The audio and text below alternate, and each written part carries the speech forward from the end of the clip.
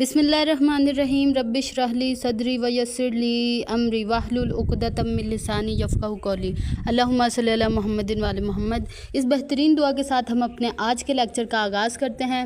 So student, आज हमने अपना फ़िज़िक्स का फ़र्स्ट लेक्चर करना है जो कि है किससे रिलेटेड। हमने सेकेंड ईयर के कंटेंट से ही स्टार्ट किया है ताकि जो एफएससी पार्ट 2 के स्टूडेंट्स हैं, फ्रेशर, एमडी कैट और जो रिपीटर्स हैं, उन सब के लिए ही ये लेक्चर फ़ायदेमंद हो। तो आज हम अपना एफएससी का जो हमारा फर्स्ट कंटेंट है इलेक्ट्रोस्टैटिक्स, उसको डिटेल में डिस्कस करने वाले हैं। इलेक्ट्रोस्टैटिक मैंने फ़िज़िक्स के हर लेक्चर को, हर चैप्टर को जो है डिवाइड किया है 3 से 4 पार्ट्स में, ताकि हम हर कॉन्सेप्ट को जो है बहुत ही आसानी से और ईज़िली जो है कवर कर सकें। तो सबसे पहले इलेक्ट्रोस्टैटिक स्टूडेंट जो हमारी फ़िज़िक्स है ना, तो अगर हम देखें एमडी कैट 2029 से 2024 तक, अब तक जो हमारे एमडी कैट में मेन चेंजेस आए हैं ना 2019 से पहले से लेकर 2019 से 2024 तक, वो ज़्यादा फ़िज़िक्स में आए, क्योंकि 2019 से पहले जो है एमसीक्यूज़ फ़िज़िक्स के वो ज़्यादा डिफ़िकल्ट आते थे और ज़्यादातर डायग्राम बेस और हार्ड एमसीक्यूज़ आते थे, न्यूमेरिकल बेस। लेकिन अब से जो है बहुत ही ईजी एमसीक्यू आते हैं, लेकिन पैटर्न थोड़ा चेंज हुआ है। लेकिन हमने जो है दोनों चीज़ों को कवर करना है ताकि अगर कोई भी चेंजेस आते हैं तो हम उसे जो है कर सकें। सारी चीज़ों को लेकर चलेंगे। हमने स्टूडेंट क्या करना है, सबसे पहले इलेक्ट्रोस्टैटिक का जो चैप्टर है इसके अंदर हमने बेसिक कवर करने हैं, ठीक है। उसके बाद एक मेन टॉपिक कूलम्स लॉ को कवर करना है। उसके बाद electric field and electric field intensity और पोटेंशियल, इलेक्ट्रिक पोटेंशियल को कवर करना है, कैपेसिटर को कवर करना है, ठीक है स्टूडेंट, इस तरह से। और हमने जो किस तरह का कंटेंट हमने पढ़ना है ताकि हमें पता चल सके कि एमसीक्यू किस किस बेस पर आते हैं, ताकि हम उसी बेस पर अपने जो फिज़िक्स का पोर्शन है उसकी तैयारी कर सकें। तो ज़्यादातर जो क्वेश्चन आते हैं वो एनालिटिकल बेस होते हैं, मींस वो आपको कुछ पैरामीटर्स दे देते हैं और उसके मुकाबले में पूछते हैं कि बताएं जो दूसरा पैरामीटर है उस पर क्या चेंजेस आएंगे। उसके अलावा रेशियोज आ जाते हैं, ठीक है, ग्राफिकल क्वेश्चन आते हैं। इसके अलावा स्टूडेंट वो आपसे डायग्राम बेस, न्यूमेरिकल बेस और फार्मूला बेस क्वेश्चंस भी पूछ लेते हैं। सो इन्हीं सारी चीज़ों को हमने लेके चलना है और बिल्कुल बेसिक से एडवांस लेवल तक हम अपने फ़िज़िक्स के लेक्चर्स को कवर किया करेंगे। सबसे पहले आज हमने जो टॉपिक कवर करना है वो मेन इलेक्ट्रिक चार्ज और प्रॉपर्टीज़ उसकी पढ़नी है। नेक्स्ट हमने कूलम्स लॉ को डिटेल में डिस्कस करना है और फिर हमने एमसीक्यूज़ प्रैक्टिस करना है। तो सबसे पहले स्टार्ट करते हैं हम इलेक्ट्रोस्टैटिक्स से। सो देखें स्टूडेंट, इलेक्ट्रोस्टैटिक्स यहाँ पर आपको नेम से शो हो रहा है कि इलेक्ट्रो मीन्स कोई चार्ज, ठीक है, इलेक्ट्रिक चार्ज होता है, और स्टैटिक्स का मतलब होता है एट रेस्ट। तो सबसे पहले डेफिनेशन अगर पूछी जाए तो study of charges at rest is called electrostatics. अब अगर नेक्स्ट अहम पॉइंट जो आता है कि अगर हमारे पास एक जो है क्या है, रेस्ट पर एक चार्ज है, ठीक है। सो फॉर एग्जांपल ये हमारे पास एक चार्ज है, तो उसके अराउंड सिर्फ और सिर्फ जो है इलेक्ट्रिक फील्ड प्रेजेंट होगा, मैग्नेटिक फील्ड इसके अराउंड क्या होगा, एब्सेंट होगा। और इसकी वजह क्या है, क्योंकि जब भी चार्जेस रेस्ट पर होते हैं तो उनका इलेक्ट्रिक फ्लक्स का जो चेंज होता है वो ज़ीरो होता है। इलेक्ट्रिक फ्लक्स में कोई चेंज नहीं आ सकता। इलेक्ट्रिक फ्लक्स क्या है ये हम आगे डिस्कस करेंगे। सो हम अगले ही चैप्टर में पढ़ेंगे कि मैग्नेटिक फील्ड जो है वो इलेक्ट्रिक फ्लक्स में चेंज आने की वजह से प्रोड्यूस होता है। सो जब इलेक्ट्रिक फ्लक्स का चेंज ज़ीरो होता है तो इसी वजह से मैग्नेटिक फील्ड भी स्टैटिक चार्ज के इर्द गिर्द ज़ीरो होता है, ठीक है स्टूडेंट। ये एक बहुत ही इंपॉर्टेंट पॉइंट था और इस पर एमसीक्यू आपसे पूछा जा सकता है। नेक्स्ट इंपॉर्टेंट पॉइंट क्या है कि इलेक्ट्रोस्कोप क्या होता है। सो चार्जेस को डिटेक्ट करने के लिए जो डिवाइस यूज़ होता है उसे कहा जाता है इलेक्ट्रोस्कोप। यानी कि चार्जेस को डिटेक्ट करने का मतलब यह है कि अगर कोई भी बॉडी है और हमसे पूछा जाए इस पर बताएं चार्ज है या नहीं, तो हम इलेक्ट्रोस्कोप को यूज़ करेंगे ताकि हम बता सकें कि क्या ये बॉडी चार्ज है या फिर ये डिस्चार्ज बॉडी है, ठीक है स्टूडेंट, या फिर ये न्यूट्रल बॉडी है। लेकिन इस वाले डिवाइस से हमें ये पता नहीं चलता कि उस चार्ज का मैग्नीट्यूड कितना है। सो वो डिवाइस जो कि चार्ज का मैग्नीट्यूड बताता है कि इस बॉडी पर चार्ज कितना है, वो उसके लिए यूज़ होता है इलेक्ट्रोमीटर, जो कि हमें क्या बताता है, मैग्नीट्यूड ऑफ चार्ज। सो ये भी एक बेसिक इन्फॉर्मेशन थी जिसका पता होना आपको ज़रूरी है। अब हम चलते हैं एक एमसीक्यू की तरफ जो कि है existence of an object is primarily due to. तो स्टूडेंट देखें, कोई भी ऑब्जेक्ट है वो एटम से मिलकर बना होता है, ठीक है, एटम से मिलकर बना होता है। अब अगर हम एक एटम का स्ट्रक्चर देखें तो इसके अंदर प्रोटॉन और न्यूट्रॉन पाए जाते हैं, ठीक है, और इसके जो ऑर्बिट्स होते हैं उनके अंदर इलेक्ट्रॉन रिवॉल्व कर रहे होते हैं। सो इलेक्ट्रॉन और प्रोटॉन के दरमियान क्या प्रेजेंट होती है? Electric force. So electric force की वजह से ही हर जो ऑब्जेक्ट है वो क्या करता है, वो एग्जिस्ट कर रहा होता है। सो इसलिए इसका करेक्ट आंसर क्या होगा? Electric force. सो ये एक बेसिक सा एमसीक्यू था, तो इसको भी सॉल्व कर लेते हैं। अब नेक्स्ट बात आती है चार्ज की, ठीक है, कि हमारे पास अगर एक न्यूट्रल बॉडी है, ठीक है स्टूडेंट, तो इसका मतलब क्या है? एक न्यूट्रल बॉडी होने का मतलब ये है कि उसके अंदर न्यूक्लियस होगा, ठीक है स्टूडेंट, न्यूक्लियस होगा, और न्यूक्लियस के अंदर हमें पता है कि क्या प्रेजेंट होता है? प्रोटॉन और न्यूट्रॉन। सो न्यूक्लियस के अंदर जितने प्रोटॉन होंगे उतने ही उसके अंदर इलेक्ट्रॉन रिवॉल्व कर रहे होते हैं। सो जब इलेक्ट्रॉन और प्रोटॉन की तादाद इक्वल हो तो मीन्स वो बॉडी न्यूट्रल होती है। न्यूट्रल होने का मतलब यह है कि उस पर नेट चार्ज ज़ीरो होता है, ठीक है। और इस पर अब बॉडी पर चार्ज कब आएगा? जब हम इसमें से इलेक्ट्रॉन को या रिलीज़ करेंगे या फिर हम इसके अंदर इलेक्ट्रॉन और ऐड करेंगे। प्रोटॉन तो ट्रांसफरेबल नहीं होता, प्रोटॉन न्यूक्लियस के अंदर जो है क्या होता है? टाइटली बाउंड होता है, इसलिए इलेक्ट्रॉन ने ही निकलना है या इलेक्ट्रॉन ने ही अंदर आना है, जिसकी वजह से जो एक बॉडी है उस पर नेट चार्ज जो है एग्जिस्ट करता है और वो बॉडी चार्ज होती है। सो अब सबसे पहले हम अपने टॉपिक को डिस्कस करने के लिए हमें ये पता होना चाहिए कि व्हाट इज़ चार्ज। तो अब हम चार्ज के बारे में पढ़ेंगे डिटेल में कि व्हाट इज़ चार्ज और इसकी कौन कौन सी इंपॉर्टेंट प्रॉपर्टीज़ हैं जिनमें से एमसीक्यूज़ आ सकते हैं। सो ये देखें, ये जितने भी यहाँ पर पॉइंट्स स्टूडेंट डिस्कस हुए हैं ये सारे आपके लिए एमसीक्यू हैं। सबसे पहला पॉइंट कि इलेक्ट्रिक चार्ज जो एक फंडामेंटल प्रॉपर्टी है मैटर की और इंट्रिंसिक प्रॉपर्टी है। अब इंट्रिंसिक और एक्सट्रिंसिक में फ़र्क क्या होता है? इंट्रिंसिक प्रॉपर्टी वो होती है जो कि मैटर की जो मैस और उसका साइज़ और उसकी क्वांटिटी पर डिपेंड नहीं करती, और एक्सट्रिंसिक प्रॉपर्टी वो होती है जो कि डिपेंड करती है मैस की क्वान्टिटी पर, ठीक है स्टूडेंट। नेक्स्ट है कि electric charge basically to natures का होता है। पहला है प्रोटॉन जो कि पॉजिटिव होता है, पॉजिटिव, और दूसरा है इलेक्ट्रॉन जो कि नेगेटिव होता है, ठीक है। नेक्स्ट पॉइंट है कि इलेक्ट्रिक चार्ज जो है एक स्केलर क्वांटिटी है, मींस इसके लिए सिर्फ मैग्नीट्यूड रिक्वायर्ड है और डायरेक्शन रिक्वायर्ड नहीं है। नेक्स्ट पॉइंट है चार्ज जो है एक ड्राइव्ड क्वांटिटी है, जबकि करंट जो है एक बेस क्वांटिटी है। ड्राइव क्वांटिटी और बेस क्वांटिटी का आपको पता होगा, मींस के दो क्वांटिटीज़ के मिलने से जो क्वांटिटी बने, दो बेस क्वांटिटी के मिलने से जो क्वांटिटी बनती है वो ड्राइव्ड क्वांटिटी कहलाती है। तो चार्ज जो है एक ड्राइव्ड क्वांटिटी है। नेक्स्ट पॉइंट है कि चार्ज जो है वो एनालोगस होता है मैस के। अब इसका एक इम्पॉर्टेंट फार्मूला आ गया स्टूडेंट। अब जो न्यूमेरिकल्स आते हैं वो ज़्यादातर इन शॉर्ट से फार्मूला से ही बन रहे होते हैं, जो कि सिंपल मल्टीप्लिकेशन और डिवीजन के ज़रिए सॉल्व हो जाते हैं। सो ये देखें यहाँ पर एक इम्पॉर्टेंट फार्मूला मेंशन है, Q = IT। ये अब कहाँ से ड्राइव हुआ? हमने पढ़ा है अपने FSC में कि जो करंट होता है वो चार्ज डिवाइड बाय टाइम के इक्वल होता है। सो इधर से ही हमने ये फार्मूला ड्राइव किया है, ठीक है। सो अब वो आपको या चार्ज देगा और टाइम देगा और करंट पूछ सकता है एग्जामिनर, या फिर इसी तरह वो आपसे करंट और टाइम देकर चार्ज भी पूछ सकते हैं। सो इसके बाद इम्पोर्टेंट जो है पॉइंट है वो है कि ऐसा यूनिट चार्ज का क्या होता है? कूलम्स होता है। अब ये कूलम्स किसके इक्वल होता है? सो यहाँ से आप देखें, क्योंकि चार्ज जो है वो करंट मल्टीप्लाई टाइम के इक्वल है, हमें पता है करंट जो है एम्पियर्स के इक्वल होता है और टाइम सेकेंड्स के इक्वल होता है। तो कूलम = एम्पियर सेकेंड के भी इक्वल आ सकता है। अब यहाँ से भी एक इंपॉर्टेंट MCQ आपके लिए बन गया कि वो लाजमी नहीं कि आपको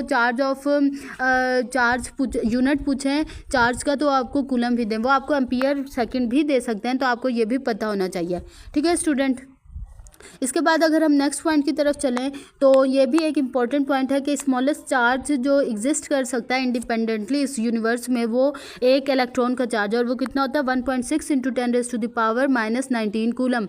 अब देखें स्टूडेंट, यहाँ पर बात यह है कि मिनिमम चार्ज उन्होंने बता दिया कि एक इलेक्ट्रॉन का चार्ज होता है, मीन्स के इससे ज़्यादा मिनिमम चार्ज या इससे नीचे कोई और चार्ज प्रेजेंट नहीं हो सकता। मिनिमम चार्ज की वैल्यू 1.6 × 10⁻⁻19 कूलम भी हो सकती है। सो अब इसके बाद दो बहुत ही ज़्यादा इंपॉर्टेंट प्रॉपर्टीज़ आ गई हैं चार्ज की, जिसमें से बहुत से MCQ बन जाते हैं और लाजमी तौर पर आ भी जाते हैं। पहला है क्वांटाइजेशन ऑफ चार्ज, दूसरा कंजर्वेशन ऑफ चार्ज। अब क्वांटाइजेशन ऑफ चार्ज का मतलब क्या है कि चार्ज जो है वो इंटीग्रल मल्टीपल होता है चार्ज ऑफ इलेक्ट्रॉन के। अब यहाँ पर इलेक्ट्रॉन का चार्ज हमें पता है 1.6 × 10⁻⁻19 कूलम है, ठीक है। अब n की वैल्यू यहाँ पर 1, 2, 3 and up to so on हो सकती है। अब यहाँ पर कोई भी नेचुरल नंबर हो सकता है, लेकिन n की वैल्यू हाफ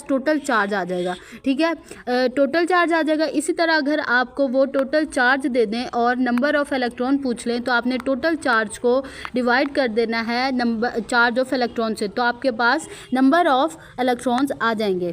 अब यहाँ पर यहीं से एक इम्पॉर्टेंट पॉइंट आ गया, ये देखें स्टूडेंट, 1 कूलम चार्ज में कितने इलेक्ट्रॉन्स होते हैं, ठीक है। अगर आपको उसने टोटल चार्ज 1 कूलम दिया है और हमने निकालने हैं नंबर ऑफ़ इलेक्ट्रॉन्स, ठीक है। अब अगर हमने नंबर ऑफ़ इलेक्ट्रॉन्स मालूम करना है, हम क्या करेंगे, 1 को डिवाइड कर देंगे 1.6 इंटू 10⁻⁻19 से, तो हमारे पास 6.25 इंटू 10⁻18 इलेक्ट्रॉन्स आ जाएगा। सो ये एक इम्पॉर्टेंट वैल्यू है स्टूडेंट, क्योंकि ये वैसे भी न्यूमेरिकल्स में यूज़ हो जाती है, तो आपने इसको याद कर लेना कि 1 कूलम 6.25 इंटू 10⁻18 इलेक्ट्रॉन के इक्वल होता है, ठीक है। इसके बाद अगर हम चले अपने नेक्स्ट पॉइंट पर, जो कि है कंजर्वेशन ऑफ चार्जेस, तो इसका मतलब ये है कि एक बॉडी जो है उसका चार्ज हमेशा कंजर्व रहता है, वो एक फॉर्म से दूसरी फॉर्म में, मतलब एक बॉडी से चार्ज दूसरी बॉडी में ट्रांसफ़र हो जाता है, लेकिन चार्ज कभी भी डिस्ट्रॉय नहीं होता और ना ही कभी क्रिएट होता है, वो हमेशा क्या रहता है, कंजर्व्ड रहता है, ठीक हो गया स्टूडेंट। इसके बाद देखिए MCQ आ गया, a body has +20 micro coulomb charge, then what will be the number of charges. Okay student, अब इसके दो मेथड हैं, मैं आपको दोनों बता देती हूँ, जो आपको इजी लगे आप कर सकते हैं। तो सबसे पहले हमारे पास फार्मूला क्या था, 2Q = 2, यानी कि टोटल चार्ज = NE, ठीक है स्टूडेंट। अब यहाँ पर प्लस माइनस का साइन जो है वो ज़रूरी नहीं है, क्योंकि वो सिर्फ ये बताता है कि जो है क्या चार्ज ऐड हो रहे हैं या फिर सब्सट्रैक्ट हो रहे हैं, ठीक हो गया स्टूडेंट। अब देखिए हमारे पास टोटल चार्ज कितना है, 20 माइक्रोकूलम। 20 माइक्रोकूलम का मतलब क्या है, 10⁻⁻6 कूलम के इक्वल है, ठीक है। और हमें पता है कि इलेक्ट्रॉन का चार्ज कितना होता है, तो इलेक्ट्रॉन का चार्ज 1.6 इंटू 10⁻⁻19 कूलम के इक्वल होता है। अब स्टूडेंट इसको हम आगे सॉल्व कर लेंगे। सो ये देखें, अब ये जो कैलकुलेशंस होती हैं ना, ये इसके अंदर कुछ कैलकुलेशंस हमने डेवलप करनी होती हैं, ठीक है। सो वो आप आहिस्ता आहिस्ता जब सीखेंगे तो आपको समझ आ जाएगी। अब देखें यहाँ पर जो है 20 डिवाइडेड मल्टीप्लाई 10⁻⁻6 है, और नीचे हमारे पास क्या है, 1.6। तो अगर हम इस पॉइंट को इधर शिफ्ट कर दें तो हमारे पास एक जो है -10 का इजाफा होगा, ठीक है, और वो यहाँ पर एक 0 ऐड हो जाएगा, तो हमारे पास 16 इंटू 10⁻⁻20 बन जाएगा, ठीक है स्टूडेंट। हमने पॉइंट को इसलिए ख़त्म किया ताकि हमें आसानी हो डिवाइड करने में, ठीक है। तो अब ये देखें, यहाँ से 16 और 24 जो है 4 4 ज़ार 16 और 4 5 ज़ार 20 होता है। अब इसी तरह पावर, जब ये पावर ऊपर जाएगी तो ये पावर ऊपर जाकर +20 हो जाएगी। अब यहाँ पर जगह कम है, इसलिए मैं आपको इधर ही समझा रही हूँ, आपको आई होप समझ आ जानी चाहिए, ठीक है स्टूडेंट। अब ये देखें, अब हमारे पास क्या बच गया, 5/4, और देखें +20 में से -6 अगर हम करें तो हमारे पास क्या आ जाता है, 10 की पावर कितना आ जाता है, +14, ठीक है स्टूडेंट। अब 5/4 को अगर आप डिवाइड करके सॉल्व करें तो 4 1 ज़ार 4 डिवाइड बाय 1 नीचे आ गया, पॉइंट लगा के 0 लेंगे हम, ठीक है। तो हमारे पास क्या आ जाएगा, 4 2 ज़ार 8, ठीक है। अब इसमें से 2 बचा, 0 फिर हमने लिया, तो 1.25 इंटू 10⁻14 आ गया इसका करेक्ट आंसर, ठीक है। इसका करेक्ट आंसर ये आ गया, ठीक है। अब एक मेथड तो ये है कि आप जो है चार्ज को 1.6 इंटू 10⁻⁻19 से डिवाइड कर दें, ठीक है। इसके अलावा एक और मेथड हमारे पास क्या है स्टूडेंट, जैसे हमने पीछे पढ़ा कि जो 1 कूलम चार्ज है वो किसके इक्वल होता है, वो इक्वल होता है 6.25 इंटू 10⁻18 कूलम्स के, ठीक है। सो अब यहाँ पर उन्होंने 20 माइक्रो कूलम का चार्ज पूछा है, तो आप क्या करें, सिंपल 20 माइक्रो कूलम को यानी 20 इंटू 10⁻⁻6 को आप जो है 6.25 इंटू 10⁻18 से मल्टीप्लाई कर दें, तो जब भी आपके पास आंसर निकल आएगा। तो ये दोनों मेथड है, आप कोई भी मेथड यूज़ करके जो आपको ईजी लग रहा हो आप उससे ये न्यूमेरिकल न्यूमेरिकल सॉल्व कर सकते हैं। अब हम चलते हैं कि कोई भी अगर एक बॉडी है तो उस पर हम चार्ज किस तरह से ला सकते हैं, यानी कि हम किसी भी बॉडी को चार्ज कैसे कर सकते हैं। सो इसके मेनली 3 मेथड यूज़ होते हैं। एक है कंडक्शन का मेथड, एक है इलेक्ट्रोस्टैटिक इंडक्शन और तीसरा है फ्रिक्शन। फ्रिक्शन इतना ज़्यादा यूज़फुल नहीं होता, लेकिन जो पहले 2 मेथड हैं वो ज़्यादा यूज़फुल हैं। अब कंडक्शन क्या होता है? कंडक्शन है कि अगर हमारे पास 2 बॉडीज़ प्रेजेंट हैं, ठीक है, एक पर पॉजिटिव चार्ज है, एक पर नेगेटिव चार्ज है, तो हम उन दोनों को आपस में कांटेक्ट में लाएं, यानी कि एक साथ जोड़ें, तो क्या होगा, चार्ज जो है एक बॉडी से दूसरी बॉडी में ट्रांसफ़र होना शुरू हो जाएगा। ठीक हो गया स्टूडेंट। अब चार्ज जो है ट्रांसफ़र किस तरह से होता है? देखिए मैंने आपको पीछे बताया कि प्रोटॉन ने तो ट्रांसफ़र नहीं होना होता, तो या अगर तो इलेक्ट्रॉन जो है जहाँ पर एंटर कर रहे होंगे, मीन्स के वहाँ पर इलेक्ट्रॉन ज़्यादा हो रहे हैं। फॉर एग्जाम्पल हमारे पास एक ये एटम है, ठीक है, इसके अंदर प्रोटॉन 8 थे, इलेक्ट्रॉन भी 8 थे। अब इसके अंदर क्या हुआ कि एक इलेक्ट्रॉन ऐड हुआ। अब यहाँ पर देखें क्या हो गया, इलेक्ट्रॉन 9 हो गए और प्रोटॉन तो 8 ही रहे, मीन्स के अब एक इलेक्ट्रॉन का क्या हुआ, इजाफा। तो इस पर नेट चार्ज क्या आ जाएगा, -1, क्योंकि एक इलेक्ट्रॉन का इजाफा हुआ। ठीक है, अब समझे 8 इलेक्ट्रॉन में से अगर हम एक इलेक्ट्रॉन निकाल देते हैं तो हमारे पास क्या हो जाएगा, प्रोटॉन 8 थे और इलेक्ट्रॉन कितने हो गए, 7। मतलब एक जो प्रोटॉन है वो मतलब इजाफा तो नहीं हुआ, लेकिन एक प्रोटॉन इलेक्ट्रॉन की निस्बत ज़्यादा हो गया ना, इलेक्ट्रॉन की एक ही कमी आ गई, तो इस पर नेट चार्ज +1 आ जाएगा। तो इस तरह से जो है किसी बॉडी पर प्लस चार्ज या फिर माइनस चार्ज आता है। ठीक है स्टूडेंट, ये होता है कंडक्शन का तरीका। इसके बाद हम देखते हैं इलेक्ट्रोस्टैटिक इंडक्शन क्या होती है। सो इलेक्ट्रोस्टैटिक इंडक्शन में क्या होता है कि एक न्यूट्रल बॉडी होती है, ठीक है, और उसके साथ हम किसी भी चार्ज बॉडी को लेकर आते हैं, चाहे वो पॉजिटिव हो चाहे वो नेगेटिव हो, ठीक है, और कॉन्टैक्ट करवाए बगैर सिर्फ उसके करीब लाने से, एक जो बॉडी न्यूट्रल है मीन्स कि उसके अंदर पॉजिटिव और नेगेटिव चार्ज इक्वल हैं। ठीक है, तो जैसे ही हम किसी चार्ज बॉडी को उसके करीब लाएंगे तो क्या होगा, चार्जेस अपने आप को रीअरेंज करेंगे और जो उसके ऑपोजिट चार्जेस होंगे वो उसके एक तरफ आ जाएंगे और दूसरे चार्जेस दूसरी तरफ चले जाएंगे। ठीक है, मतलब एक तरह से पोल क्रिएट हो जाएगा। सो इस वजह से क्या होगा, ये बॉडी टेम्परेरी तौर पर चार्ज हो जाएगी। सो इसे कहते हैं इलेक्ट्रोस्टैटिक इंडक्शन और ये बहुत इंपॉर्टेंट फिनोमिना होता है। ये हमें डेली लाइफ में डिफरेंट जगहों पर यूज़ होता हुआ नज़र आता है। जैसे कि अगर आपने देखा होगा कि अगर आप अपने बालों में कॉम्ब करें तो उसके साथ फिर जो है कागज़ पेपर जो है वो अट्रैक्ट होते हैं। सो वो इलेक्ट्रोस्टैटिक इंडक्शन की वजह से ही होता है। इसके अलावा लाइटनिंग का प्रोसेस वो भी इलेक्ट्रोस्टैटिक इंडक्शन की वजह से होता है स्टूडेंट। ठीक है, सो इसके बाद फ्रिक्शन है कि अगर हमारे पास 2 बॉडीज़ हैं, अगर हम उनको आपस में रब करें, जैसे अगर हम अपने हैंड्स हैं, हम अपने हैंड्स को अगर रब करें, या फिर एक बलून है अगर हम उसको रब करते हैं किसी चीज़ के साथ तो वो चार्ज हो जाता है, किसकी वजह से, फ्रिक्शन की वजह से। तो ये 3 मेथड्स हैं बॉडी को चार्ज करने के। अब हम अपना मेन टॉपिक जो है कूलम्स लॉ करेंगे। ठीक है, डिटेल में इसको हमने डिस्कस करना है स्टूडेंट। सबसे पहले कूलम्स लॉ की कुछ लिमिटेशंस होती हैं कि कूलम्स लॉ सिर्फ कहाँ कहाँ एप्लीकेबल है। ठीक है, तो पहले हमने ये देखना है, तो कूलम्स लॉ सिर्फ स्टैटिक चार्ज पर एप्लीकेबल होता है। जैसा कि हमने पढ़ रहे हैं इलेक्ट्रोस्टैटिक, तो कूलम्स लॉ सिर्फ जो चार्जेस रेस्ट पर होंगे उनके लिए एप्लीकेबल होता है। दूसरा पॉइंट है कि कूलम्स लॉ सिर्फ और सिर्फ पॉइंट चार्जेस के लिए एप्लीकेबल है। अब सब पॉइंट चार्जेस क्या होते हैं स्टूडेंट, के वो 2 चार्जेस के जिनके दरमियान का डिस्टेंस उनके मैग्नीट्यूड से बहुत ज़्यादा हो, वो चार्जेस पॉइंट चार्जेस कहलाते हैं। सो अब अगर हम देखें, अगर आपसे एक न्यूक्लियस में प्रेजेंट प्रोटॉन्स की बात की जाए तो उसके दरमियान कूलम्स फोर्स 0 होगी, क्योंकि जो प्रोटॉन्स न्यूक्लियस के दरमियान होंगे तो उनके दरमियान डिस्टेंस उनके मैग्नीट्यूड से ज़्यादा हो नहीं सकता, तो इसलिए वहाँ पर कूलम्स फोर्स 0 होगी। लेकिन ये बात तब है जब प्रोटॉन जो है न्यूक्लियस के अंदर बाउंड हो। अगर वैसे प्रोटॉन्स को कोई कंडीशन बताएं कि उनको वैसे किसी डिस्टेंस पर रखा गया है तो फिर उनके दरमियान फोर्स प्रेजेंट होगी। ठीक है स्टूडेंट, सो ये हो गई इसकी लिमिटेशन। अब सबसे पहले हम डेफिनेशन देखेंगे, क्योंकि डेफिनेशन को भी अब करना बहुत ज़्यादा इंपॉर्टेंट हो गया। सो कूलम्स लॉ क्या है कि फोर्स ऑफ अट्रैक्शन और repulsion between 2 point charges directly proportional होती है प्रोडक्ट ऑफ चार्जेस के, और इन्वर्सली प्रोपोर्शनल होती है square of the distance between them. ठीक है, सो अब यहाँ से सबसे पहले हम डेरिवेशन कर लेते हैं स्टूडेंट। सो देखिए, हमने पढ़ा डेफिनेशन से कि फोर्स डायरेक्टली प्रोपोर्शनल होती है दोनों चार्जेस के मैग्नीट्यूड के, और फोर्स इन्वर्सली प्रोपोर्शनल होती है स्क्वायर ऑफ द डिस्टेंस के। इसका मतलब क्या हुआ कि जो कूलम्स फोर्स है वो इन्वर्स स्क्वायर लॉ को ओबे करती है, यानी कि डिस्टेंस बढ़ने के साथ जो है फोर्स वो डिक्रीज़ करेगी और कितने उसके स्क्वायर के मतलब उसके स्क्वायर के बराबर डिक्रीज़ करेगी। इन्वर्स स्क्वायर लॉ ओबे करती है। ठीक है स्टूडेंट, अब यहाँ से अगर हम इसको अगर हम इकट्ठा करें तो हमारी फोर्स इक्वल आ गई। देखें किसके आ गई, किसके डायरेक्टली प्रोपोर्शनल है, दोनों चार्जेस के प्रोडक्ट का, और इन्वर्सली प्रोपोर्शनल है स्क्वायर ऑफ डिस्टेंस के। तो अब यहाँ से हम प्रोपोर्शनैलिटी साइन हटाएंगे तो हमारे पास के जो है कांस्टेंट आ जाएगा, Q1 Q2 divide by R square. तो ये हमारे फोर्स का, कूलम्ब्स फोर्स का एक पहला फार्मूला आ गया। और इससे भी आपसे कोई भी वो पैरामीटर्स देकर पूछ सकते हैं, या वो आपसे फोर्स भी पूछ सकते हैं, चार्जेस के मैग्नीट्यूड भी पूछ सकते हैं। सिर्फ आपने इनको इंटरचेंज करके आप जो है मालूम कर सकते हैं।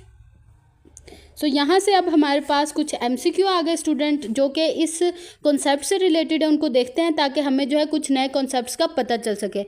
जो फिज़िक्स है ना, उसके अंदर स्टूडेंट हर जो MCQ है वो आपके लिए एक नया कॉन्सेप्ट है, ठीक है। तो फिज़िक्स को तैयार करने का तरीका अपना थोड़ा डिफरेंट रखें दूसरे जो सब्जेक्ट्स हैं उनकी निस्बत। अब देखें, अब force F acts on a two. अच्छा, अब मैंने आपको एक बात बतानी है, कोई भी न्यूमेरिकल फिजिक्स का आप सॉल्व करें, जो जो आपको चीज़ें बताई जा रही हैं उनको अंडरलाइन करते जाएं, और जो ताकि जो आपके लिए इंफॉर्मेटिव डाटा है ना वो आपके पास इकट्ठा हो सके। तो अब क्या करें, अब force of F acts on two charges equal in magnitude, ठीक है। If magnitude of both charges become double then what will be the new force. अच्छा, वो कह रहे हैं कि पहले हमारे पास दो चार्जेस हैं, फॉर एग्जाम्पल Q1 Q2, तो हमारे पास जो फोर्स है वो F है, ठीक है, और डिस्टेंस उन्होंने नहीं बताया तो हम फिर भी डिस्टेंस को R स्क्वायर ही लिख लेते हैं, ठीक है।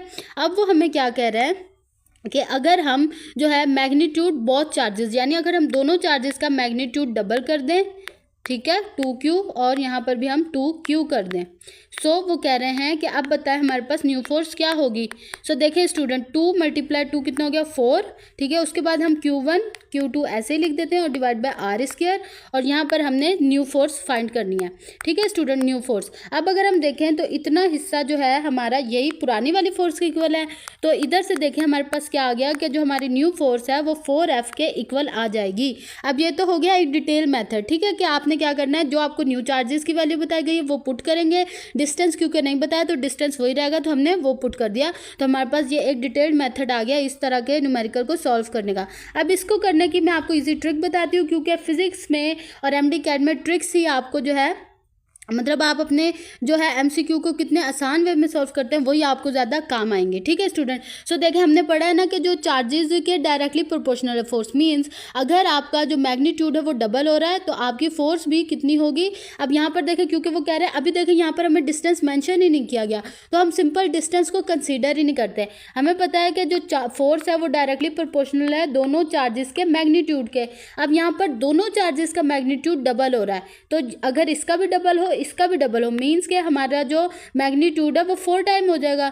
तो इसी तरह से हम फिर खुद ही एनालिटिकल तौर पर अंदाज़ा लगा सकते हैं कि जब चार्जेस का मैग्नीट्यूड 4 टाइम हो गया तो हमारी फोर्स भी कितनी हो जाएगी, 4 टाइम हो जाएगी, ठीक है स्टूडेंट। अब यहाँ पर देखें, अगर वो हम आपको 3 टाइम इंक्रीज कर दें, आप 3 टाइम कर दें, अगर वो कह दें कि जो मैग्नीट्यूड ऑफ चार्जेस है वो हाफ हुआ है, तो हाफ होने की वजह से अगर बोथ का हाफ हुआ है तो हमारी फोर्स 1/4 टाइम हो जाएगी, ठीक हो गया स्टूडेंट। अब यहाँ पर देखें, अगर वो आपको बहुत चार्जेस का नहीं कहता, वो आपको कह देते हैं कि सिर्फ एक चार्ज का मैग्नीट्यूड उतना ही रहा है जितना पहले था, मींस के एक चार्ज का मैग्नीट्यूड क्यू रहा है और दूसरे सिर्फ एक चार्ज का मैग्नीट्यूड डबल हुआ है। तो अब इनका आप अगर प्रोडक्ट लेंगे तो हमारे पास क्या आएगा, 2 × Q कितना आ जाएगा, 2Q।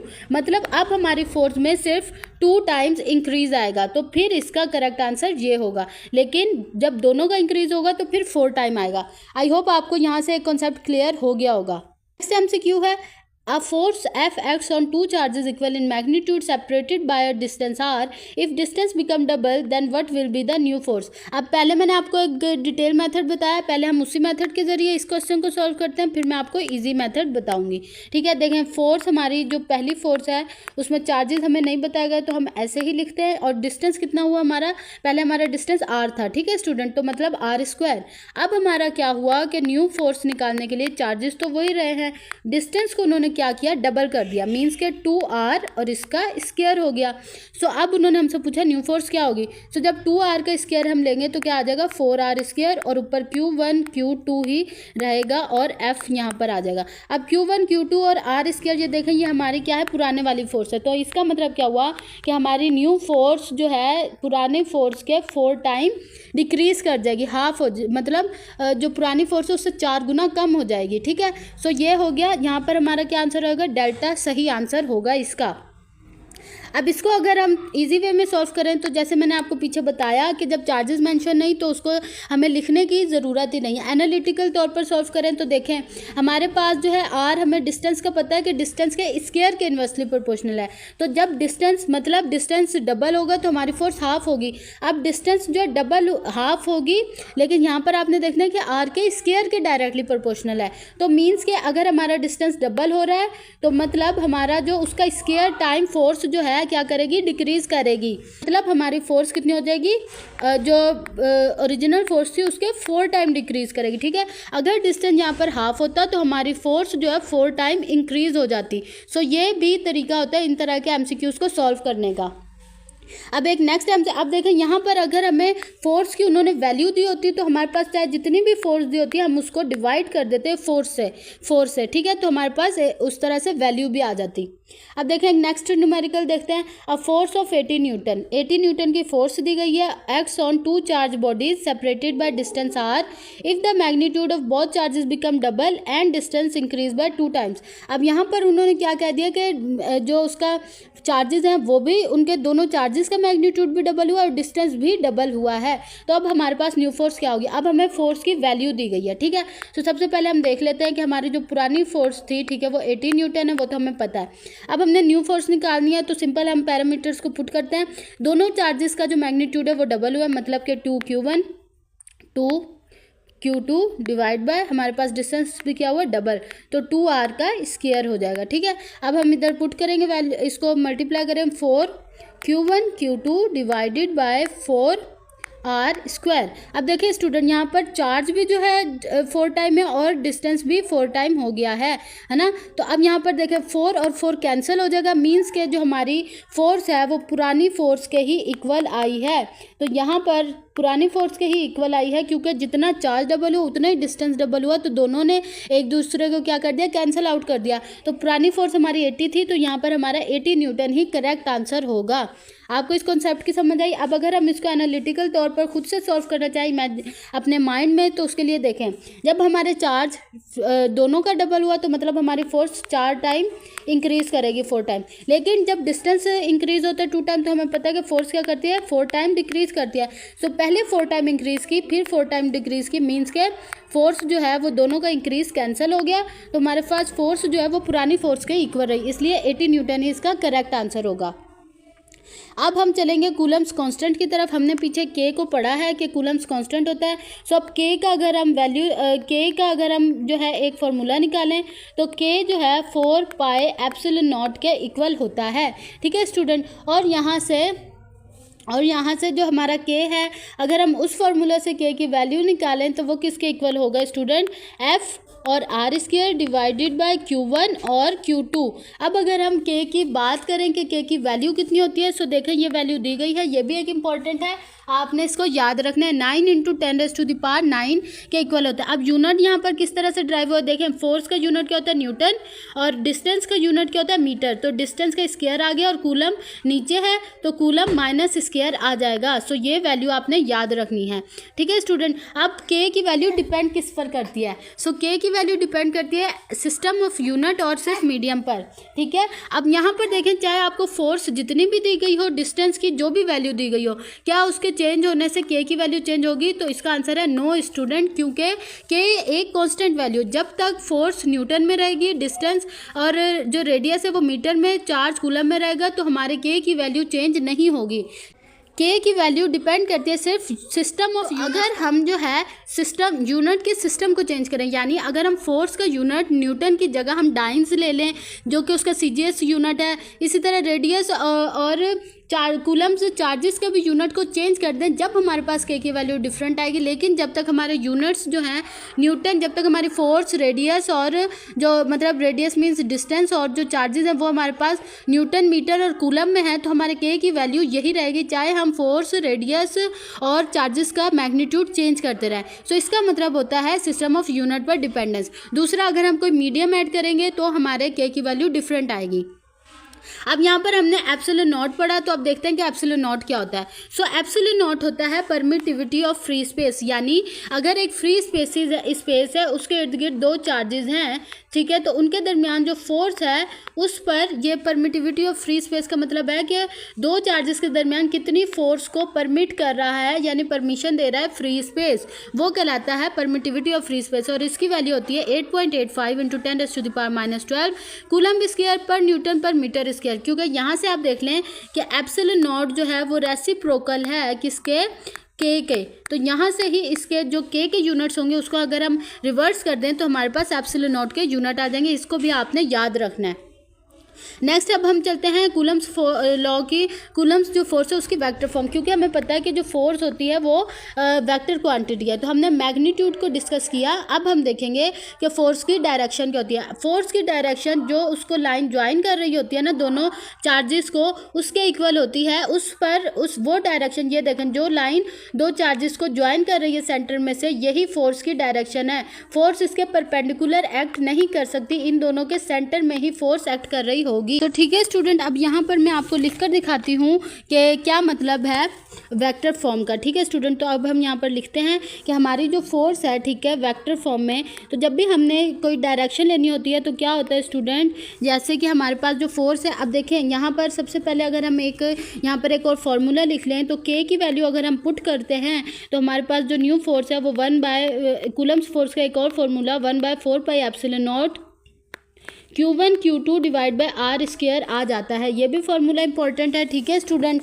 सो अब हम इसकी वेक्टर फॉर्म देखते हैं। तो हमारे पास क्या है, 1/4πε0 है Q1 Q2 divide by R square. So अब यहाँ पर हमने डायरेक्शन के लिए आर यूनिट वेक्टर को ऐड करना है। ठीक है, अब आर यूनिट वेक्टर यहाँ पर ऐड हो जाएगा। अब आर यूनिट वेक्टर हमें पता है कि आर का वेक्टर और डिवाइड बाय आर के मैग्नीट्यूड के इक्वल होता है। अब इसकी जगह हम ये भी पुट कर सकते हैं, तो अब मैं एफ नहीं लिख रही ताकि जगह हमारी बच जाए, एप्सिलॉन नॉट। ठीक है स्टूडेंट, और Q1 Q2 divide by R square, और यहाँ पर आर बाय आर आ जाएगा। अब आर और ये मैग्नीट्यूड मल्टीप्लाई हो जाएंगे, तो इसी तरह 1/4πε0 Q1 Q2 divide by R cube और आर यूनिट आर वेक्टर, ये भी एक फार्मूला होता है। ठीक है, फोर्स का, और एक फार्मूला हमारे पास ये भी आया है फोर्स का। ये दोनों फार्मूले मैं आपको एक बार दोबारा से लिखकर यहाँ पर दे देती हूँ। डेरिवेशन तो आपको समझ आ गई होगी। यहाँ पर एक बार अगेन इन दोनों फार्मूलाज को हम लिखते हैं ताकि आपको सही से नज़र आ जाए। सो ये देखें, एक फार्मूला हमारे पास फोर्स का आ गया 1 बाय वेक्टर फॉर्म में। ठीक है, इस पर हम एरो भी लगाएंगे, 4πε0 Q1 Q2 divide by R square, और यहाँ पर आर कैप आ गया यानी आर यूनिट वेक्टर। और दूसरा फार्मूला हमारे पास आ गया 1/4πε0 Q1 Q2 divide by R cube और आर वेक्टर। सो ये दो फार्मूलाज भी हमारे लिए इंपॉर्टेंट है। ठीक है, इस फार्मूला में अब इसके बाद हमने कुछ कन्वेंशंस देखनी है कि कूलम्स फोर्स की कुछ कन्वेंशंस हैं कि जो अट्रैक्टिव फोर्स अगर होगी, जैसे एक पॉजिटिव चार्ज और एक नेगेटिव के दरमियान अट्रैक्टिव फोर्स होगी, तो वो हमेशा नेगेटिव फोर्स ली जाती है, नेगेटिव साइन यूज होता है। और रिपल्सिव फोर्स, जैसे दो सेम चार्जेस के दरमियान जो फोर्स होती है तो उस फोर्स को हमेशा पॉजिटिव लिया जाता है। हमारे पास एक और MCQ आ गया स्टूडेंट, देखें, 2 point charges 2 microcoulomb and 8 microcoulomb exerts electrostatic force on each other, which one exert more force. अब इस MCQ को सॉल्व करने से पहले एक और कॉन्सेप्ट है वो आपको पढ़ना पड़ेगा, जो कि है म्यूचुअल फोर्स का। सो स्टूडेंट देखें, जो कूलम्स फोर्स होती है वो एक म्यूचुअल फोर्स है। अब म्यूचुअल फोर्स होने का क्या मतलब है स्टूडेंट, हमने पीछे पढ़ा था कि जो फोर्स होती है वो डायरेक्टली प्रोपोर्शनल होती है दोनों जो चार्जेस हैं उनके प्रोडक्ट के। ठीक हो गया स्टूडेंट, मतलब अगर एक चार्ज हमारे पास 2 माइक्रोकूलम है और एक चार्ज हमारे पास 8 माइक्रोकूलम है, तो हमारी जो कूलम फोर्स जो दोनों चार्जेस पर एग्जिस्ट करेगी वो इन दोनों के इंडिपेंडेंट यानी चार्ज के मैग्नीट्यूड के ऊपर नहीं डिपेंड करती, वो इन दोनों चार्जेस के मैग्नीट्यूड के, इन दोनों चार्जेस के प्रोडक्ट के मैग्नीट्यूड पर डिपेंड करती है। मीन्स के 2 × 8 क्या आंसर आएगा 16। मतलब ये चार्ज इस पर भी 16 कूलम फोर्स एग्जर्ट करेगा माइक्रोकूलम, और ये चार्ज भी इस पर 16 माइक्रोकूलम फोर्स ही एग्जर्ट करेगा, क्योंकि वो इनके इंडिपेंडेंट चार्ज के मैग्नीट्यूड पर डिपेंड नहीं करती, दोनों के प्रोडक्ट के मैग्नीट्यूड पर डिपेंड करती है। सो इसी को म्यूचुअल फोर्स कहते हैं, यानी जो फोर्स एग्जर्ट हो रही होती है वो इक्वल इन मैग्नीट्यूड होती है, लेकिन डायरेक्शन इनकी क्या होती है, ऑपोजिट होती है। देख, ये जो इस पर फोर्स एग्जर्ट कर रहा है इस डायरेक्शन में, और ये फोर्स इस पर एग्जर्ट कर रहा है इस डायरेक्शन में, मतलब डायरेक्शन डायरेक्शन ऑपोजिट है लेकिन उनका मैग्नीट्यूड क्या है, इक्वल। अब इसकी अगर हम डेरिवेशन देखें स्टूडेंट तो क्या होगी, देखें अब ये हमारे पास क्या है, देखें एक ये हमारे पास चार्ज है Q1 और ये हमारे पास एक चार्ज है Q2, ठीक है स्टूडेंट, और यहाँ इनके दरमियान का डिस्टेंस क्या है R। अब देखें स्टूडेंट, ये जो इस पर फोर्स एक्सर्ट करेगा वो F, अब देखें ये इस पर Q2 पर लग रही है ना, तो इसलिए हम इसको नाम देंगे 2-1 का, ठीक है। और ये जो इस पर फोर्स एक्सर्ट करेगा क्योंकि Q1 पे लग रही है तो इस फोर्स को हम नाम देंगे 1-2 का, ठीक हो गया स्टूडेंट। और यहाँ का जो डिस्टेंस है वो भी R21 होगा जो यूनिट वेक्टर होगा, और यहाँ का भी जो यूनिट वेक्टर होगा वो R12 होगा, ठीक है। और ये दोनों फोर्सेस आपस में इक्वल होंगी मैग्नीट्यूड में, ठीक है, बट इनकी जो डायरेक्शन है वो क्या होगी, ऑपोजिट। तो इसलिए F वेक्टर में अगर हम लिखेंगे तो 1-2 इक्वल टू माइनस F21 के हम इक्वल करेंगे। सो अगर यहाँ पर म्यूचुअल फोर्स का आपसे रेशियो पूछ ली जाती है, देखें अब यहाँ से ही ये आपको समझ आ गई कि दोनों जो चार्जेस हैं वो एक दूसरे पर इक्वल फोर्स एक्सर्ट करते हैं। तो यहाँ से इसका अब आंसर क्या होगा, अब आपको इस कॉन्सेप्ट की समझ आ गई है। बेशक चार्जेस डिफरेंट है लेकिन जो फोर्स एक्सर्ट होनी है वो दोनों के मैग्नीट्यूड के प्रोडक्ट के इक्वल होनी, इसलिए दोनों एक दूसरे पर सेम फोर्स एक्सर्ट करेंगे, ठीक हो गया स्टूडेंट। यहाँ तक आपको समझ आ गई। अब म्यूचुअल फोर्स, अब अगर आपसे रेशियो पूछ ली जाती है तो देखिए क्योंकि दोनों एक दूसरे पर सेम फोर्स एक्सर्ट कर रहे हैं, ठीक है, तो मतलब इनकी जो रेशियो है वो क्या होगी, इक्वल होगी, मतलब रेशियो इनकी 1:1 आएगी। और अगर हमसे वेक्टर फॉर्म में पूछ लिया जाता है तो हमें पता है कि क्या है, फोर्स जो है 1-2 वो इक्वल है -2-1 फोर्स के, तो 1:-1 आएगा। अगर आपके पास ऑप्शन में 1:-1 होगा तो आपने इसको प्रायोरिटी देनी है, और अगर सिंपल रेशियो पूछा जाए माइनस का नाम हो तो फिर आपने 1:1 इसको चूज़ करना है। अब देखिए स्टूडेंट, हमारे पास एक न्यू MCQ है, इससे भी आपको एक कॉन्सेप्ट मिलेगा। 2 पॉइंट चार्जेस, ठीक है, एक का है 2 माइक्रोकूलम, दूसरे का मैग्नीट्यूड है 8 माइक्रोकूलम, और वो एक दूसरे को रिपेल कर रहे हैं, ठीक है, कितनी फोर्स है, 16 न्यूटन। अब अगर हम if each is given an additional charge -4 microcoulomb का चार्ज अगर हम दोनों को दे देते हैं तो what will be the new force between them. अब यहाँ पर हमें डिस्टेंस मेंशन नहीं किया गया तो हम एक बार डिस्टेंस को इग्नोर कर देते हैं, या फिर आप डिस्टेंस को भी लिखना चाहें तो आप लिख लें, जैसे मैंने आपको पीछे भी बताया, यहाँ पर नहीं दिया गया तो हम अपनी आसानी के लिए डिस्टेंस को इग्नोर करते हैं। सो देखें, जब हमारे पास मैग्नीट्यूड था 2 माइक्रोकूलम और 8 माइक्रोकूलम तो हमारी फोर्स कितनी थी, 16। अब हमने क्या किया, दोनों को -4 चार्ज ऐड, -4 का चार्ज उनको ऐड करवाया। देखें अब अगर हम 2 माइक्रोकूलम में -4 को ऐड करवाएं तो देखें -2 -4 कितना हो गया, -2। अब हमारे पास जो न्यू चार्ज बना है वो -2 माइक्रोकूलम है, और यहाँ पर अगर हम 8 के अंदर -4 को ऐड करवाएं तो देखें हमारे पास न्यू चार्ज जो बना है वो क्या बना, 4 माइक्रोकूलम। तो अब हमारे पास दोनों जो न्यू चार्ज बने हैं वो एक है -2 माइक्रोकूलम, दूसरा है 4 माइक्रोकूलम। सो आप देखें उनका जो थी फोर्स वो किसके इक्वल थी, दोनों के मैग्नीट्यूड के इक्वल थी ना। 8 × 2 कितना होता है स्टूडेंट, 16, ठीक है। सो अब यहाँ से 4 × 2 कितना होता है, 8। तो अब हमारे पास जो न्यू फोर्स आएगी वो 8 न्यूटन होगी। साइन जो है वो सिर्फ ये शो कर रहा है कि चार्ज जो है वो क्या है, एक पॉजिटिव है और एक नेगेटिव है, ठीक है स्टूडेंट। सो इसलिए हमारे पास क्या होगी, 8 माइक्रोकूलम की फोर्स आएगी। अब देखें माइनस का साइन क्या शो कर रहा है कि ये नेगेटिव चार्ज है, यानी कि इसके अंदर चार्ज क्या हुआ है, चार्ज इसमें ऐड हुआ है, और इसके अंदर से क्या हुआ, सब्ट्रैक्ट हुआ, इसलिए ये पॉजिटिव का चार्ज है, ठीक है। सो अब देखें दोनों चार्जेस क्या हो गए, ऑपोजिट चार्ज है ना, तो इसलिए देखें पहले हमारे पास 8 न्यूटन फोर्स होगी, तो ये हमारे पास करेक्ट है। और देखें साथ उन्होंने अट्रैक्टिव और रिपल्सिव भी पूछा है, तो एक हमारे पास नेगेटिव चार्ज है, एक पॉजिटिव चार्ज है, तो नेगेटिव पॉजिटिव चार्ज एक दूसरे को क्या करते हैं, अट्रैक्ट, तो इसलिए क्या होगी, अट्रैक्टिव फोर्स होगी। शुरू में देखें दोनों पॉजिटिव चार्जेस थे इसलिए क्या कर रहे थे, रिपेल, लेकिन अब जब न्यू चार्ज हमने उसके अंदर इंड्यूस करवाया, उसके अंदर कंडक्शन करवाई, -4 माइक्रोकूलम चार्ज दिया, तो एक क्या हो गया, नेगेटिव हो गया, एक पॉजिटिव हो गया, तो इसलिए अट्रैक्टिव फोर्स होगी। अब हम देखते हैं कि एक जो कूलम्स लॉ है, कूलम्स फोर्स है, उस पर अगर हम कोई मीडियम ऐड करें तो उसका क्या इफेक्ट होगा। तो जब भी कोई डाई इलेक्ट्रिक मीडियम का मतलब होता है कि हम किसी इंसुलेटर को ऐड कर रहे हैं।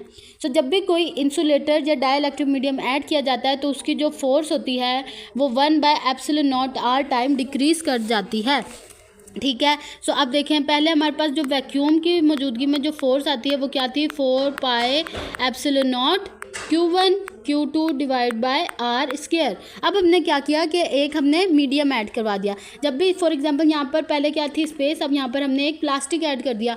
सो जब जैसे ही हम कोई मीडियम ऐड करवाएंगे तो हमारा जो क्या होगा, मीडियम वाला यहाँ पर रिलेटिव परमिटिविटी जो है ऐड हो जाएगी और Q1 Q2 divide by R square हो जाएगा। ठीक है, अब यहाँ पर रिलेटिव परमिटिविटी क्या होती है ये मैं आपको आगे बता देखें। पहले आप यहाँ पर सिंपल ये देखें कि जो रिलेटिव परमिटिविटी है ये डिनोमिनेटर में आ रहा है, मतलब इससे ऑपोजिट, इसका जो है इससे रिलेशन इन्वर्स बन रहा है। तो मतलब इस डाइलेक्ट्रिक मीडियम के ऐड करने से जो हमारी फोर्स है वो क्या करेगी, डिक्रीज करेगी। यही बात यहाँ पर मेंशन है।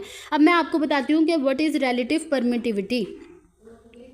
सो रिलेटिव परमिटिविटी क्या है कि जो भी हमने डाइलेक्ट्रिक मीडियम ऐड किया है तो उस डाइलेक्ट्रिक मीडियम के ऐड करने से जो हमारी जो फ्री स्पेस में जो फोर्स थी उसमें कितनी कमी आई है, तो वो जो रेशियो है ना वो कहलाता है रिलेटिव परमिटिविटी।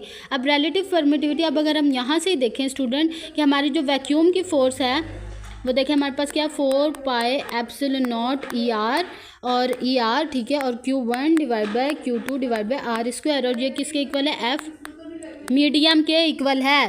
देखें अब यहाँ से ये पूरी जो हमारे पास वैक्यूम की फोर्स है, ठीक है, तो इसकी जगह अब हम F वैक्यूम लिख देंगे और डिवाइड बाय ये रिलेटिव परमिटिविटी ऐसे ही आ जाएगा। तो हमारी मीडियम की फोर्स जो है वो वैक्यूम की फोर्स से जितना रिलेटिव परमिटिविटी की वैल्यू होगी उतने टाइम लेस हो जाएगी। ठीक हो गया स्टूडेंट।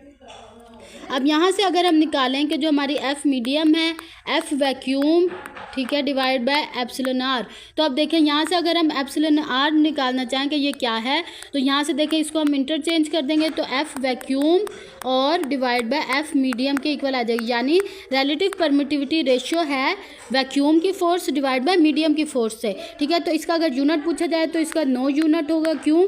क्योंकि दोनों फोर्सेज हैं तो न्यूटन और न्यूटन कैंसिल हो जाएगा, तो जो भी चीज़ रेशियो में होती है उसका कोई यूनिट नहीं होता। ठीक हो गया स्टूडेंट। जो रिलेटिव परमिटिविटी होती है इसकी वैल्यू हमेशा 1 से ग्रेटर आती है, क्योंकि फ्री स्पेस के लिए रिलेटिव परमिटिविटी की वैल्यू 1 होती है। तो जब भी हम कोई डायमंड इलेक्ट्रिक मीडियम ऐड करेंगे तो वो 1 से ज़्यादा आएगा, क्योंकि जब डिनोमिनेटर में 1 से ज़्यादा वैल्यू होती है जब भी ये वाली चीज़ हमारे पास कम आती है। ठीक है, तो अब जब भी हमारे पास रिलेटिव परमिटिविटी जो है हमेशा किसी भी डाइलेक्ट्रिक की वो 1 से ज़्यादा आएगी। एयर के लिए डाइलेक्ट्रिक की वैल्यू 0.01 होती है। ठीक है, ये जो चीज़ें हैं ना सिर्फ आपको पूरा वो जो टेबल आपकी बुक में दिए हैं वो याद करने की ज़रूरत नहीं, सिर्फ आपने एयर की याद कर लेनी है और ये याद करना है कि मैटर के लिए रिलेटिव परमिटिविटी की वैल्यू इन्फिनिटी होती है, इसलिए मैटर के लिए जो फोर्स है वो 0 आती है, क्योंकि something divide by relative infinity किसके इक्वल होता है, 0 के इक्वल होता है। सो यहाँ पर सिंपल सी ये पॉइंट्स थे जो कि आपने याद कर लेना है।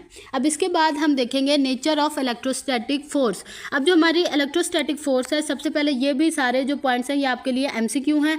सबसे पहला पॉइंट है कि जो इलेक्ट्रोस्टैटिक फोर्स है वो न्यूटन्स थर्ड लॉ को ओबे करती है, क्योंकि थर्ड लॉ क्या करता है कि जो एक्शन होता है उसके ऑपोजिट रिएक्शन होता है और दोनों जो है क्या होता है ऑपोजिट बॉडीज़ पर एक्ट कर रहे होते हैं। तो हमारी जो इलेक्ट्रोस्टैटिक फोर्स वो भी यही है कि एक चार्ज दूसरे चार्ज पर फोर्स लगा रहा है और दूसरा उस पर फोर्स लगा रहा है, दोनों इक्वल है मैग्नीट्यूड में लेकिन डायरेक्शन ऑपोजिट है। उसके अलावा ये सेंट्रल फोर्स होती है। सेंट्रल फोर्स का मतलब मैंने आपको पीछे बताया कि जो दो चार्जेस को लाइन ज्वाइन कर रही होगी उस पर ही सिर्फ ये फोर्स एक्ट करती, कभी उसके परपेंडिकुलर नहीं होती। अगर दोनों चार्जेस जो हैं ऑपोजिट हैं तो ये उनके अट्रैक्शन के लिए सेंटर में होगी। अगर रिपल्सिव दोनों ऑपोजिट सेम चार्जेस हैं तो ये उसी लाइन पर एक्ट कर रही होगी लेकिन बाहर की तरफ होगी क्योंकि रिपेल कर रहे हैं। उसके बाद इंपॉर्टेंट पॉइंट क्या है कि जो इलेक्ट्रोस्टैटिक फोर्स होती है वो कंजर्वेटिव होती है। कंजर्वेटिव होने का मतलब ये है कि ये जो है पाथ पर डिपेंड नहीं करती, चाहे पाथ कोई भी हो, ये फोर्स हमेशा सेम रहती है। दूसरा उससे अगला पॉइंट ये है कि ये force electrostatic force shielding force होती है। शील्डिंग फोर्स का होने का मतलब ये है कि ये मीडियम पर डिपेंड करती है फोर्स। ठीक है स्टूडेंट। नेक्स्ट पॉइंट है कि ये लॉन्ग रेंज की फोर्स होती है। सो यहाँ पर हमने जो डिफरेंट जो टॉपिक्स करने थे, ठीक है, कूलम्स लॉ से रिलेटेड वो हमने किए हैं। ठीक है, अब यहाँ पर एक MCQ आ गया कि which of the following is a sure test to detect charges, attraction, repulsion, ठीक है, रिपल्शन या फिर बोथ या फिर नन। सो अब देखें अगर हमारे पास एक जो है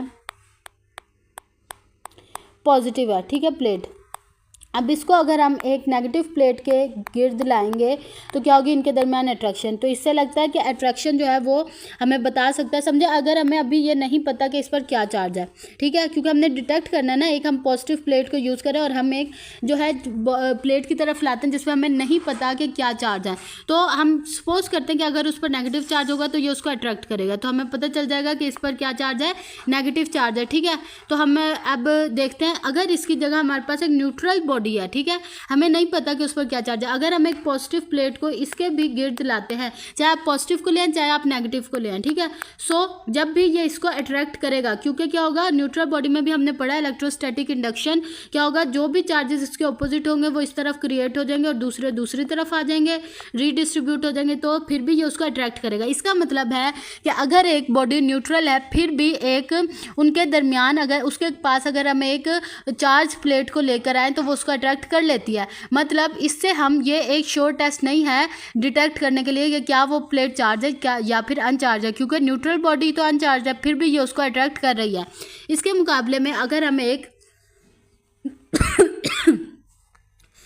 मुकाबले में अगर हम रिपल्सिव फोर्स को देखें, पॉजिटिव, ठीक है, और हमारे पास अगर एक नेगेटिव, अगर हमारे पास एक, हमें नहीं पता इस प्लेट पर क्या चार्ज है, लेकिन सपोज करते हैं अगर ये पॉजिटिव होगी तो ये इसको क्या करेगा, रिपेल करेगा, ठीक हो गया स्टूडेंट। तो हमें पता चल जाएगा कि ये क्या हो रहा है, ये बॉडी चार्ज है। लेकिन अगर हम एक न्यूट्रल बॉडी है, ठीक है, उसके करीब अगर हम एक पॉजिटिव प्लेट को या फिर हम नेगेटिव प्लेट को लें तो उसके दरमियान तो हमेशा अट्रैक्शन ही होगी न्यूट्रल बॉडी के साथ। इसका मतलब यह कि जो अट्रैक्शन है वो एक न्यूट्रल बॉडी के साथ भी अगर हम एक चार्ज प्लेट को लाएँ तो अट्रैक्शन हो सकती है, लेकिन रिपल्शन कभी भी न्यूट्रल बॉडी के साथ नहीं हो सकती। रिपल्शन हमेशा कोई बॉडी चार्ज होगी तो जब भी होगी, इसलिए रिपल्शन ही इसका जो है करेक्ट आंसर है, क्योंकि रिपल्शन ही श्योर टेस्ट है कि वो बॉडी चार्ज है या फिर अनचार्ज है। अगर वो बॉडी न्यूट्रल है तो रिपल्शन कभी भी नहीं होगी, अट्रैक्शन न्यूट्रल बॉडी के साथ भी हो सकती है। तो यहाँ पर अब जो है एक और MCQ है जो कि इससे आपका एक और कॉन्सेप्ट क्लियर होगा जो कि कूलम्स लॉ से रिलेटेड है। अगर दो चार्जेस प्रेजेंट है, अगर हम उसके इलेक्ट्रिक फील्ड में कोई एक और चार्ज इंट्रोड्यूस करवा दें तो उस चार्ज का उन दोनों के दरमियान जो फोर्सेस है उस पर कोई असर नहीं होता, वो अपनी जो है अलग एक उन दोनों के दरमियान फोर्स ऑफ अट्रैक्शन क्रिएट होती है, लेकिन इन दोनों की फोर्स पर इस चार्ज का कोई भी इफेक्ट नहीं होता, ठीक है। तो काफ़ी बार जो है ये पास पेपर में भी MCQs आ चुका है, क्योंकि वो आपसे पूछ लेते हैं कि बताएं इस एक चार्ज पर इन दोनों चार्ज की वजह से जो फोर्स है उसकी डायरेक्शन बताएं, तो वो हम कैसे निकाल सकते हैं। सो देखें स्टूडेंट, ये चार्ज इसको अट्रैक्ट कर रहा होगा, ठीक है, मतलब इन पर जो फोर्स लग रही होगी वो इस तरह से होगी, वो चार्ज इस पर लगा रहा होगा तो इस चार्ज पर इसकी वजह से फोर्स क्या हो रही होगी, यूँ हो रही होगी, क्योंकि ये उसको अट्रैक्ट कर रहा है, और ये इसको क्या कर रहा होगा, रिपेल कर रहा होगा, मीन्स के इस पर चार्ज की फोर्स इस तरफ लग रही होगी। तो ये देखें एक फोर्स यूँ लग रही है, एक फोर्स यूँ। अब अगर हम इसको हेड टू टेल रूल के साथ ऐड करते हैं तो ये देखें, ये जो है हमने क्या करना होता है कि एक के जो हेड है उस पर हमने दूसरे वेक्टर की टेल लानी होती है, तो हम इसी को ही जो है इसके ऊपर न्यू करके ला सकते हैं। सो अब हमने क्या करना है, रिजल्टेंट फाइंड करना है, तो हम क्या करेंगे, इसके जो इसकी टेल और इसका हेड, तो ये इसका रिजल्टेंट आ जाएगा, ठीक है, मीन्स के इस पर इस तरह से हमने इसको इसके अकॉर्डिंग हम पैरेलल ले सकते हैं। तो इस पर जो रिजल्टेंट फोर्स है वो कैसे एक्ट कर रही होगी, इस डायरेक्शन में, ठीक है, ये इस पर क्या है, रिजल्टेंट की फोर्स है। सो अब अगर हमसे क्वाड्रेंट पूछा जाए तो ये बताएं हमारे पास कौन से क्वाड्रेंट में लाई कर रही है, ये हमारे पास फर्स्ट क्वाड्रेंट में लाई कर रही है, ठीक है स्टूडेंट। तो इस तरह से आप क्या कर सकते हैं, फोर्स को मालूम कर सकते हैं कि फोर्स की डायरेक्शन। अगर वो आपसे मैग्नीट्यूड पूछ लेते हैं कि इस चार्ज पर इन दोनों की वजह से जो फोर्स एक्ट कर रही है उसका मैग्नीट्यूड कितना है, तो मैग्नीट्यूड निकालने का फॉर्मूला है F1, यानी एक चार्ज की फोर्स उसका स्क्वायर, उसके मैग्नीट्यूड का स्क्वायर, दूसरे चार्ज की फोर्स के मैग्नीट्यूड का स्क्वायर, प्लस 2F1 F2 और साथ कॉज ऑफ थीटा, यानी इन दोनों के दरमियान एंगल, और ऊपर अंडर रूट। अब देखें क्योंकि ये इक्विलेटरल ट्रायंगल है तो इनके दरमियान एंगल कितना होगा, 60 डिग्री। तो अगर आपको एंगल मालूम हो तो आप इस फार्मूला से जो मैग्नीट्यूड इन दोनों चार्जेस की वजह से इस पर जो फोर्स एक्ट कर रही होगी वो मालूम कर सकते हैं। तो ये फार्मूला भी इंपॉर्टेंट है, आपने इसको भी याद कर लेना है। सो आज के लेक्चर में इतना ही। आज हमने कूलम्स लॉ को डिटेल में डिस्कस किया और उससे रिलेटेड जितने भी कॉन्सेप्चुअल MCQs आ सकते थे उनको सॉल्व किया। बाकी के MCQs जो हैं वो जब हम पूरा लेक्चर कवर हो जाएगा फिर जो हम पास पेपर एनालिसिस करेंगे तो उसके अंदर और आपको कूलम्स लॉ से कौन कौन से MCQs आ सकते हैं उनकी प्रैक्टिस होगी। और हमने बेसिक्स ऑफ चार्ज को डिस्कस किया है, ठीक है स्टूडेंट्स। सो बाकी का लेक्चर जो उसको हम नेक्स्ट अपने बाकी जो फिजिक्स के जो इस चैप्टर के पार्ट्स है उसको हम नेक्स्ट लेक्चर में सॉल्व करेंगे। सो इल्म की रोशनी को बढ़ाने में मेरा साथ दें और इस लेक्चर को आगे से ज़्यादा शेयर करें। मिलते हैं नेक्स्ट लेक्चर में। अल्लाह हाफिज़ स्टूडेंट्स।